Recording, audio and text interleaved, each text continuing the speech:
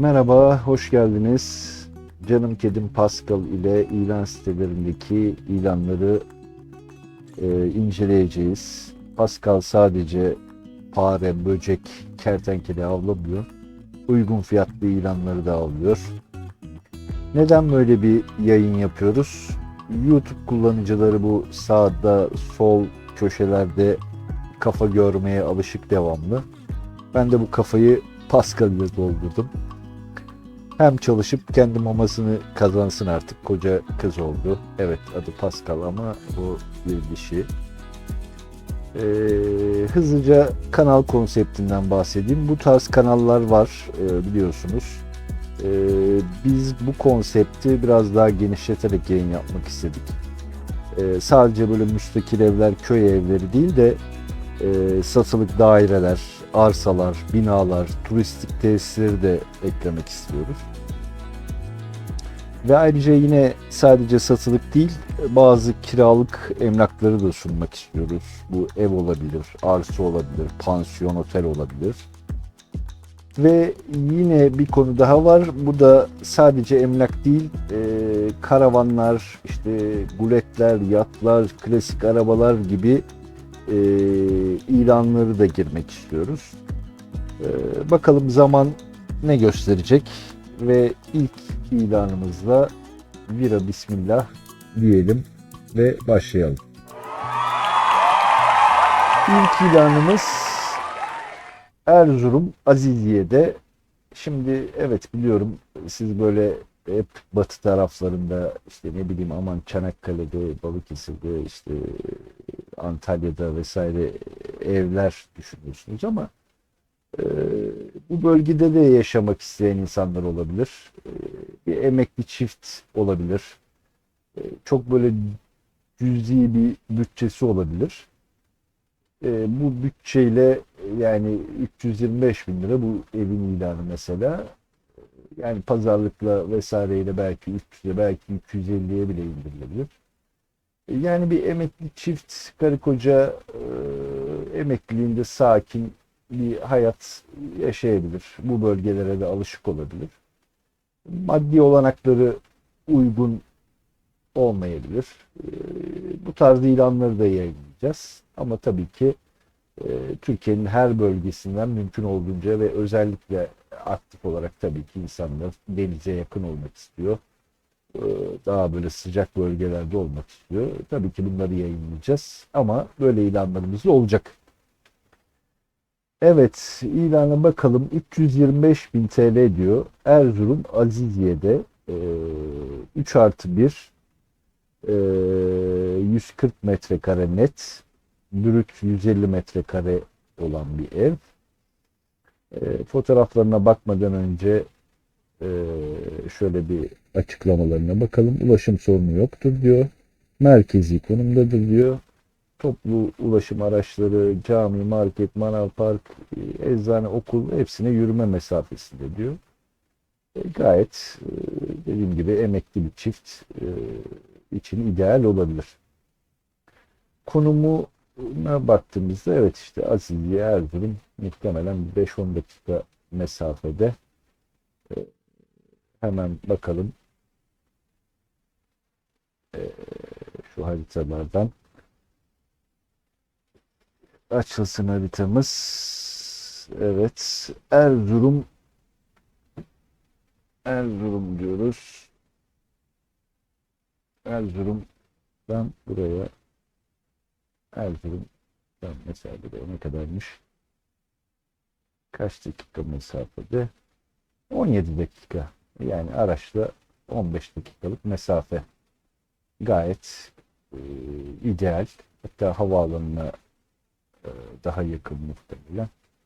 Havalimanını diyelim. Şöyle. Evet. Yapamadık galiba. Neyse. Oraya da herhalde 10 dakika civarında bir mesafede. Emlak endeksine bakalım. Yani burada bir yılda bakın %93 prim yapmış. Gayet ideal. Hani sadece oturmak için değil, bir yatırım da yapılabilir. Enflasyondan korunmak için Gayet ideal. Fotoğraflarını inceleyelim. Burası iki katlı bir ev galiba.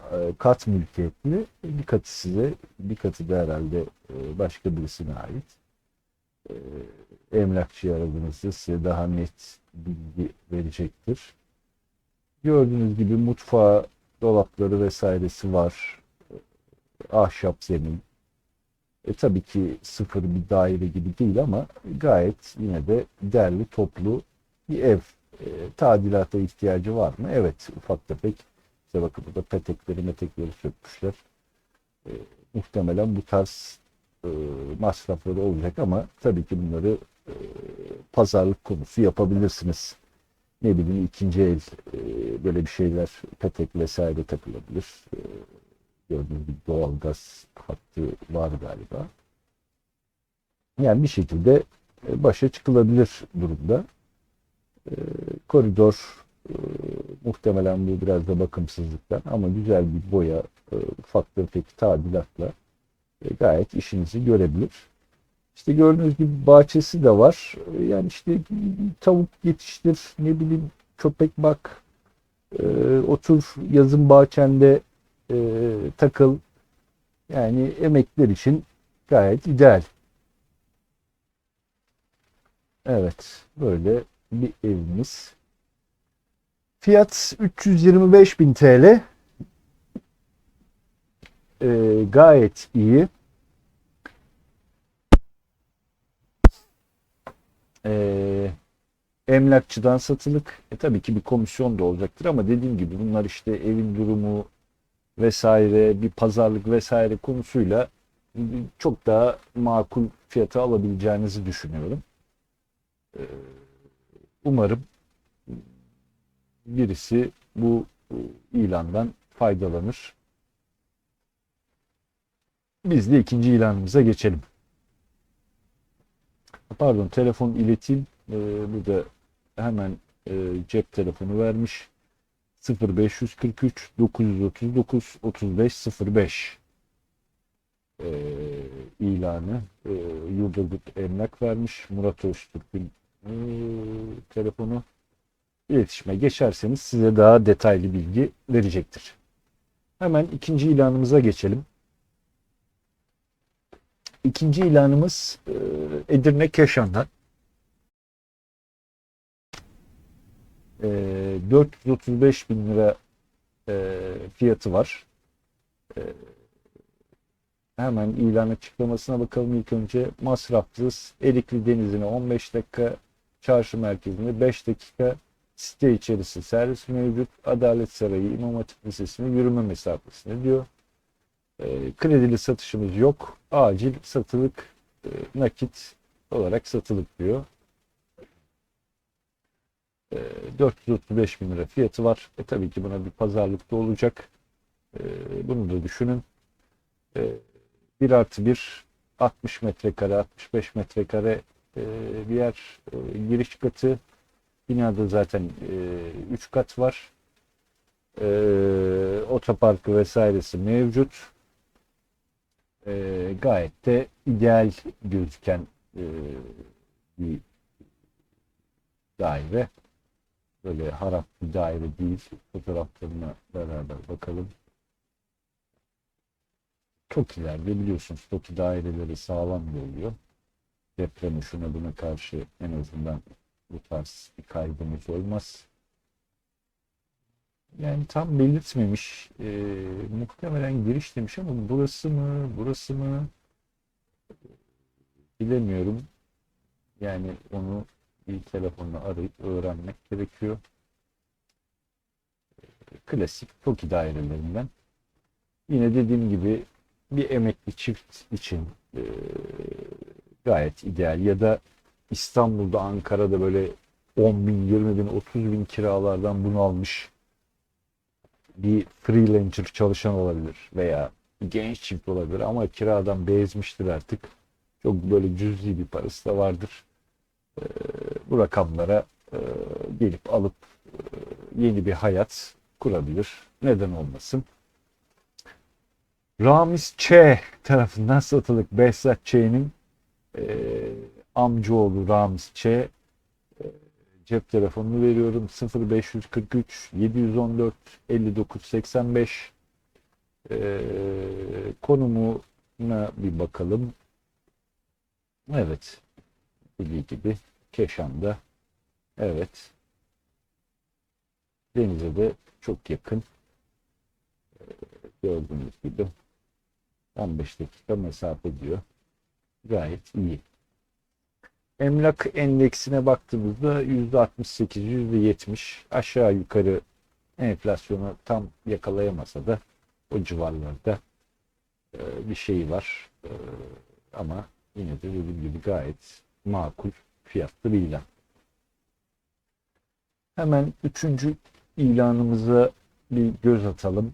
Böyle hızlı hızlı geçiyorum ama mümkün olduğunca böyle daha çok e, ilan sunmak istiyorum size. Böyle hızlı hızlı son bir kez fotoğraflarımıza yine bir bakalım. Hemen üçüncü ilanımıza geçelim. Üçüncü ilanımız Gelibolu'da satılık sobalı 1+1 daire diyor. Doğalgaz galiba çekilmemiş. Bu Bodrum katta. Ama neden olmasın?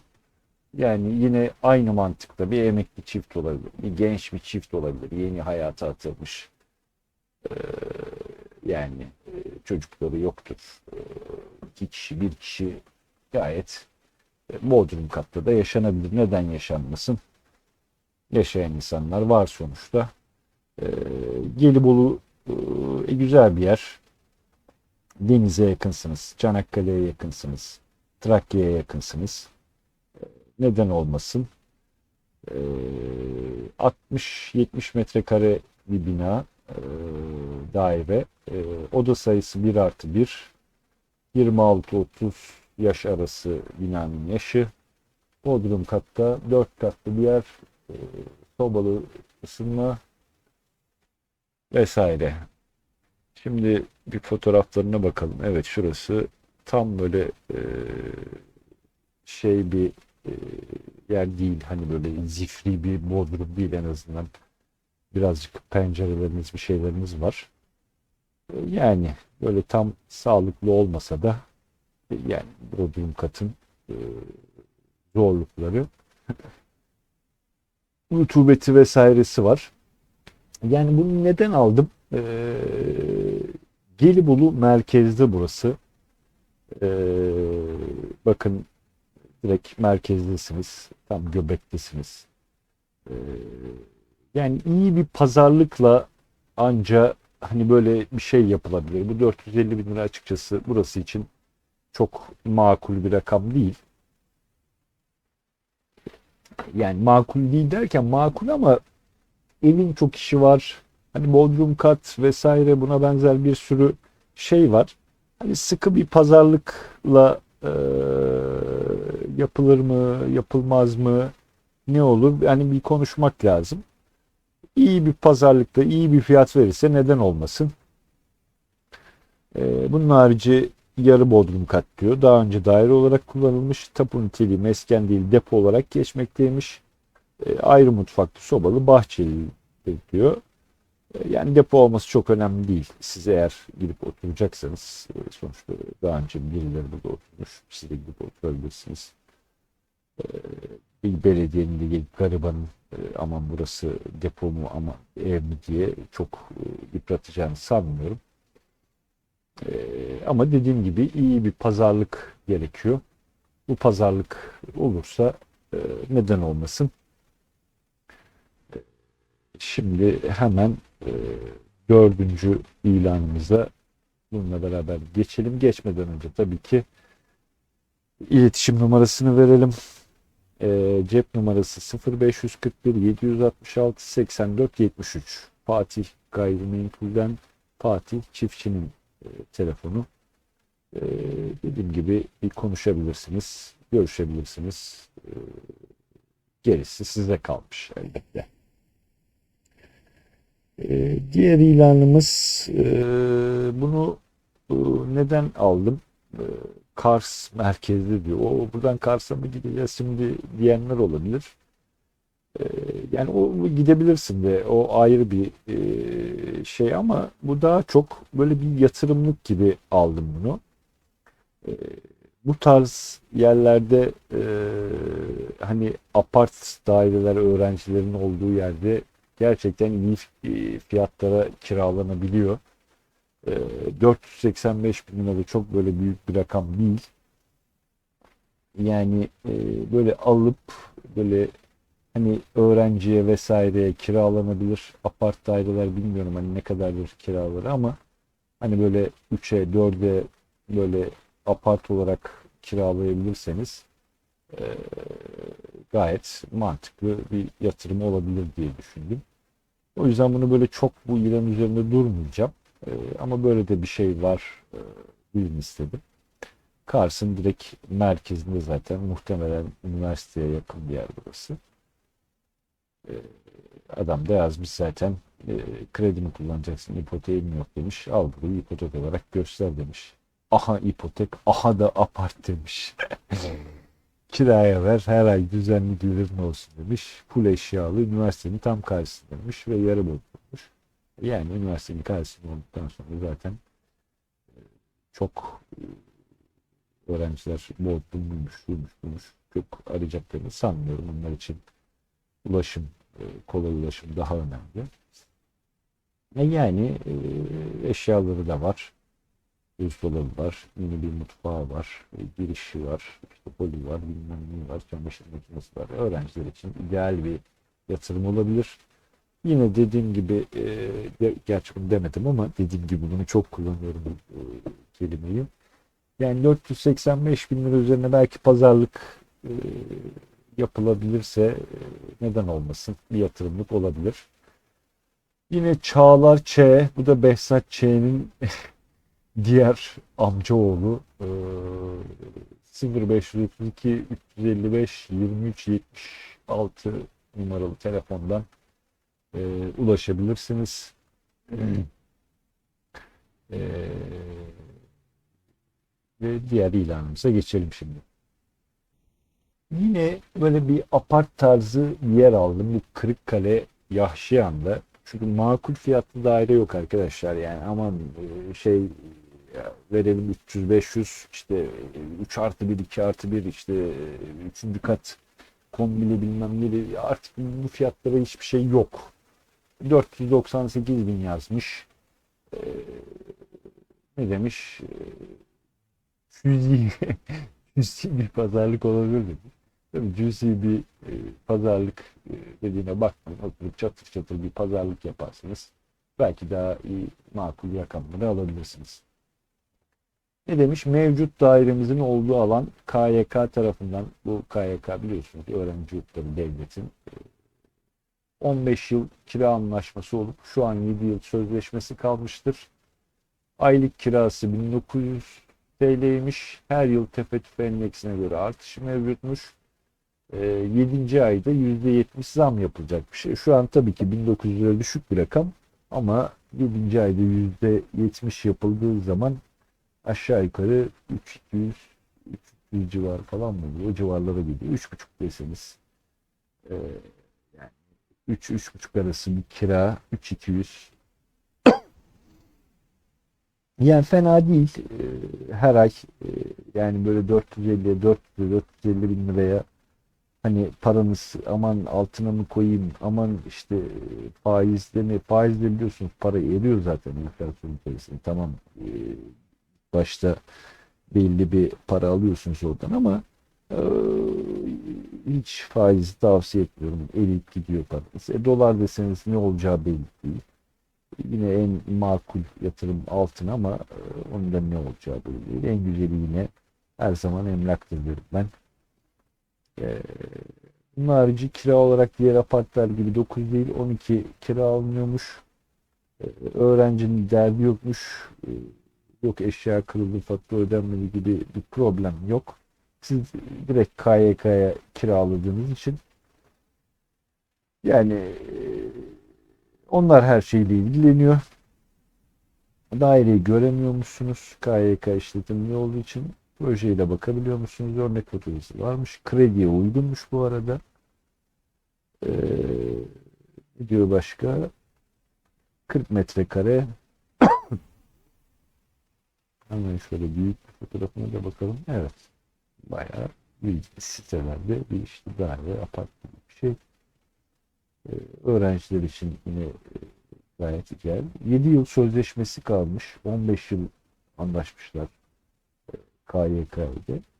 7 yıl kafanız rahat. Aşağı yukarı neredeyse 7 yılda yok kiracımı verdim işte aman çıktı, aman o girdi, aman o kiracı mahvetmiş derdiniz yok.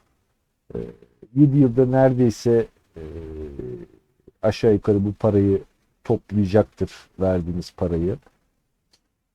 Bu da bir yatırımlık olarak düşünülebilir bir ilan.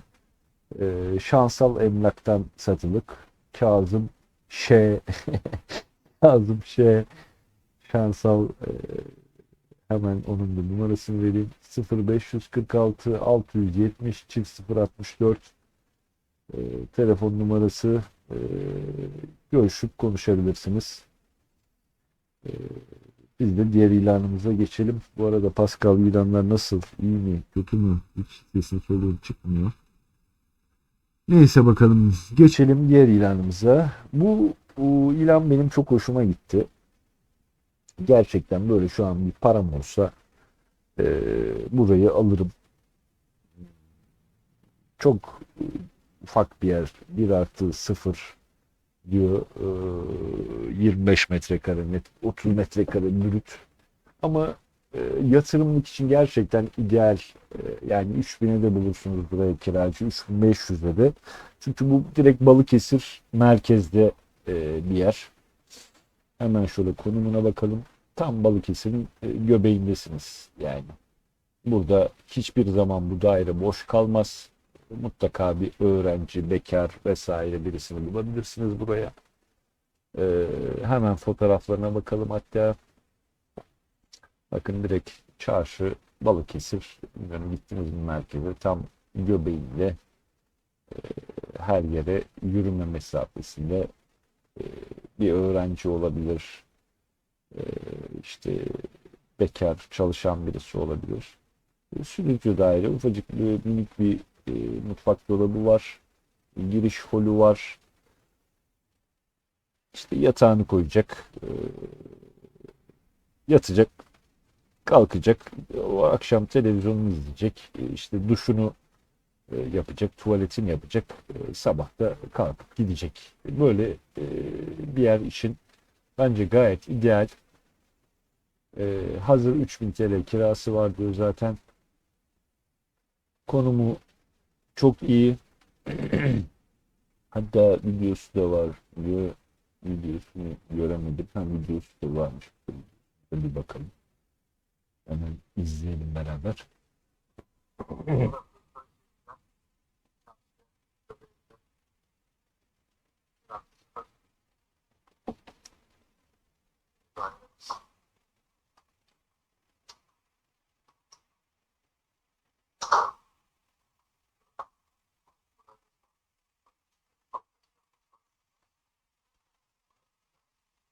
Evet, zaten çok gösterecek bir şey yok. Küçücük bir yer. Fiyat yalnız çok böyle ucuz gelmedi bana. Hani bir şekilde konuşulup böyle oturup ciddi bir rakama verilirse neden olmasın? Yani burası da bence ideal, yatırım için ideal yerden. Hani oturup yaşamak için elbette ki ideal değil ama hani dediğim gibi adam çarşıda çalışıyordur. Yani canı çıkıyordur çalışmaktan. Ulan sadece bir yatayım kalkayım ama yakın bir yerde olsun diyordur. Bu tarz şeylere çok talep oluyor yerlerde. İyi bir fiyatla yatırım için alınabilecek bir ilan yine. Bu da Fatma Ağa'dan satılıkmış. Cep telefonu 0542 790 93 34 Alkan Oto Emlak Gayrimenkul satışa sunmuş. Bir diğer ilanımız Samsun İlk Adım'dan. Biliyorsunuz Samsun güzel bir şehir. Karadeniz'de gayet güzel yerleri olan bir şehir. Bu yüzden çok yani bir emekli modundan baktığımda çok hoşuma gitti. 550 bin lira diyor. Yine bir pazarlıkla şeyle bu belki 500'e, belki birazcık daha kırpılır işte emlak komisyonu. Şöyle düz tertemiz her şey dahil 500'e alınırsa gayet iyi bir yer. 2 odalı, net 80 metrekare, brüt 90 metrekare bir yer. Gördüğünüz gibi pimapenleri var. İşte yerler parke, işte boyalı, çelik kapılı, mutfak dolaplı vesaireli tertemiz bir yer. Böyle küçük bir bahçe gibi bir şey var. Buraya hemen bizim insanlarımız hemen beton dökmeye bayılır. Hemen beton dökmüşler ama böyle yaz aylarında çıkabilirsiniz. Ne bileyim çamaşırlarınızı asabilirsiniz. Kediniz, köpeğiniz olur. Ne bileyim yine tavuklarınız olur.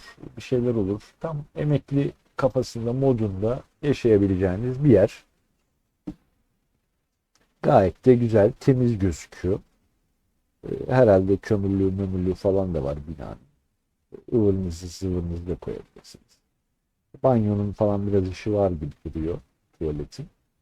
Ama olmayacak şeyler değil bunlar. Neden olmasın? Dediğim gibi emekli modunda olabilir. İlan klibine bakalım. Nasıl bir şeymiş bu?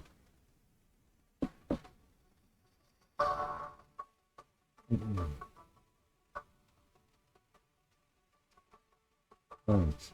Fotoğraflardan klip yapmış. Klasik olarak video değil de izlediğimiz fotoğrafları peş peşe vermiş. Hemen açıklamalarımıza bakalım. Dairemiz 2 oda 1 mutfakmış. Kendine ait bahçesi vardır diyor. Krediye uygun diyor. Dış cephesi yapılı galiba. Çiftlik Caddesi'ne 50 metre mesafedeymiş. Yani merkezi bir yer muhtemelen burası. Detaylı bilgi için lütfen arayınız demiş. Hatta hemen konumuna bakalım. Direkt yani direkt denize yakın bir yerdesiniz. Çıkın, emeklisiniz. Kordonla sahilde yürürsünüz. Ne bileyim bir çayınızı içersiniz, gelirsiniz. Gayet de emekliler için çok uygun. %73 bir yıllık değişimi varmış. Evet, normal. Fiyatlar artık böyle %100, %200 artmıyor. Aşağı yukarı enflasyon oranında ilerliyor. Dediğim gibi ben emekliler için çok ideal olduğunu düşünüyorum. Bunun harici bu son videomuzdu. Lütfen abone olmayı unutmayın. Çünkü yeni bir kanal olduğumuz için buna ihtiyacımız var. Abone, beğeni, işte yorum yapma vesaire bunların hepsine ihtiyacımız var. 0 aboneli, 0 izleyicili bir kanal olarak başladık. Sizlerin desteklerinizle umarım daha çok ilerleriz. İyi ya da kötü yorumları mutlaka bize iletin lütfen. Şu iyi olmuş, bu olmamış, bu olacak, olmuyor. Hani sizlerden gelen geri dönüşlerle belki daha iyi şeyler yapabiliriz. Şimdilik ilanlarımız bu kadar. Hepiniz kendinize iyi bakın. Pascal'ın da size selamı var. Bir dahaki videoda görüşmek üzere. Hoşça kalın. Esen kalın. Mutluluklar vesaire.